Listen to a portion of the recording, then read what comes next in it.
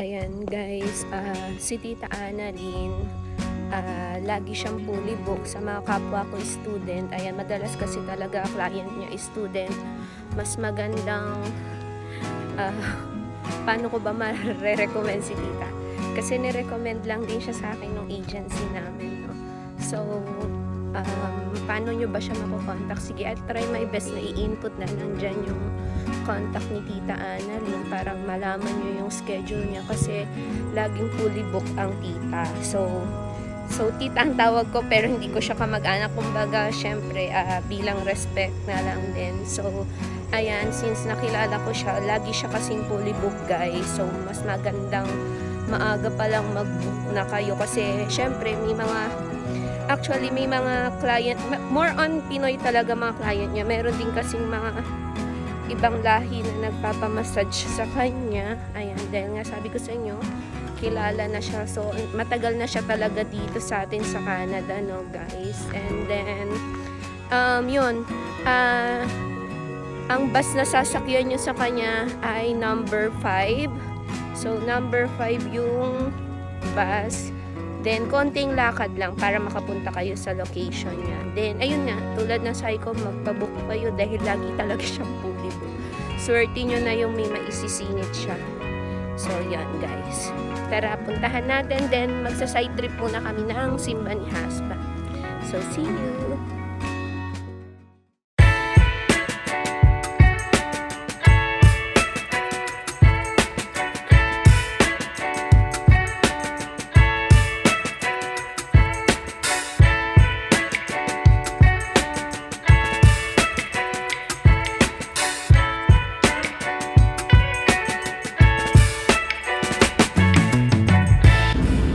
So guys, ayan, nasa downtown tayo. Ayan si husband. So happy. Magsimba muna kami guys. Bago tayo pumunta sa masahista. Aga-aga. Ganda ng weather. Good morning. So guys, dito kami madalas magsimba ni husband. Ayan. So itutour ko lang kayo. Si St. Michael. Ayan. Matatagpuan nyo to sa Cheapside. Maraming mga Pinoy dito. Ayan, sa Cheapside kami nagsisimba sa St. Michael. So, ayan, tutor ko kayo. Simba muna tayo, side trip magsimba. Then, punta na tayo sa massage. So, guys, ayan, nandito kami sa church. Bawal tayo mag-iwan.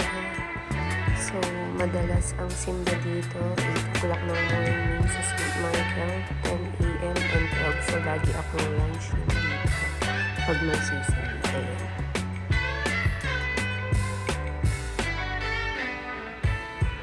Wala pa masyadong tao kasi maaga talaga kami dito dahil yung bus din depende. Malilate kasi kami kapag hindi namin inagahan. Pero mamaya guys, marami na tayo. Marami sila dito. So, yun na nga guys, papunta na tayo dahil tapos na yung simba natin. Going na tayo kay Tita Annalyn para magpabugbog ulit. Ay, magpamassage. Ayan. See you. Ayan.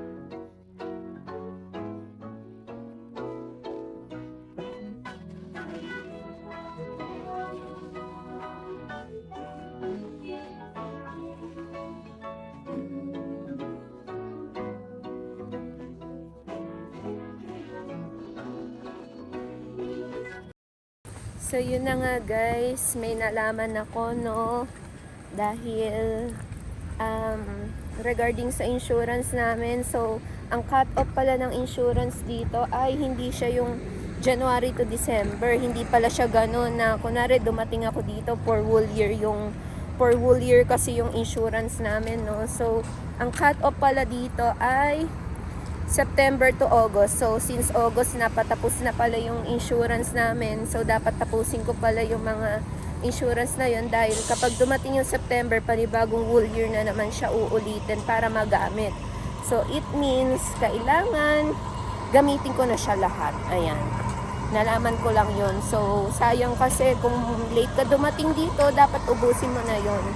Kailangan mo siyang ubusin, guys, para panibagong year na uli siya. So, kawawa naman, diba? So, kapag maaga ka dumating dito, edi tapusin mo na siya.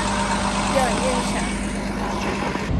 So, guys, yun, nalaman ko na ganun pala. Kailangan nating ubusin yung insurance since August na. So, I have ilang days na lang. Panibagong ikot na naman siya. So, parang another year na naman yung mga insurance. So, kasi panibagong bayaran na naman yun. Panibagong, parang reformat yun. Reformat siya for the whole year ulit. So, para may, ayan, para alam nyo na August to September, yung mga, lalo na yung may mga work dyan, ganun din yata siguro ang bilang kasi iisa lang naman. So, nalaman ko yung kay Tita Annalyn. And thank you sa'yo, Tita Annalyn. Ayan, babalik at uulit talaga ako sa'yo. Thank you sa'yo at guminhawa na. Ayan, lumabas yung sipon ko. So, see you again guys. I hope you like this video. Bye!